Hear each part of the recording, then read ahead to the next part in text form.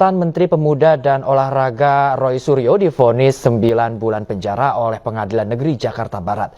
Roy terjerat kasus dugaan penistaan agama dengan mengunggah meme stupa Candi Borobudur yang diedit menyerupai wajah Presiden Joko Widodo.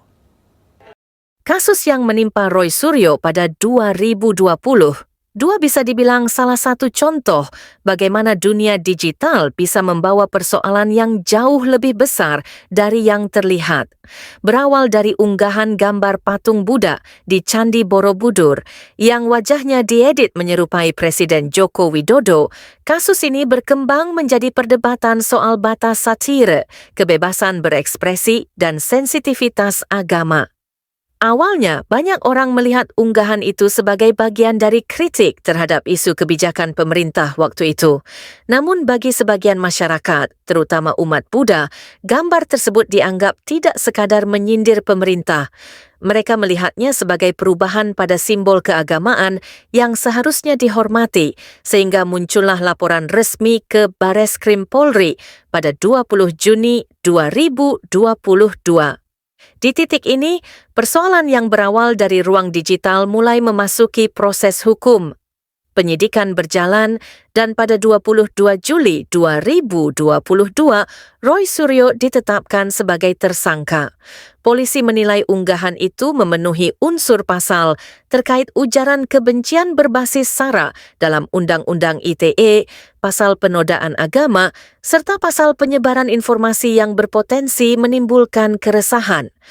Poin pentingnya adalah, dalam hukum siber, penyebaran ulang konten yang sensitif tetap dapat menimbulkan konsekuensi, terutama jika kontennya menyangkut agama.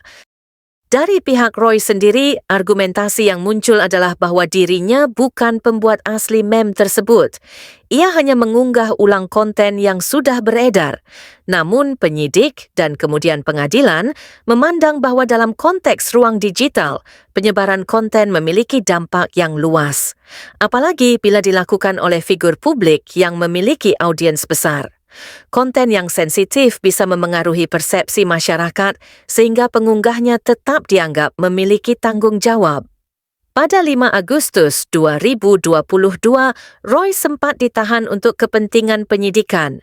Pemeriksaan demi pemeriksaan berlangsung hingga akhirnya kasus ini mencapai putusan di Pengadilan Negeri Jakarta Barat pada Februari 2023.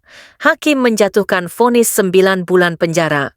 Putusan tersebut lebih ringan dari tuntutan jaksa, namun tetap menunjukkan bahwa pengadilan menilai unsur pelanggaran dalam UU ITE dan penodaan agama terpenuhi melalui penyebaran konten tersebut. Kasus ini kemudian menjadi bahan diskusi yang cukup luas. Ada yang menilai langkah hukum sudah tepat karena menyangkut simbol agama yang sensitif. Ada juga yang melihatnya sebagai contoh betapa ketatnya penerapan Undang-Undang ITE dalam konteks ekspresi digital.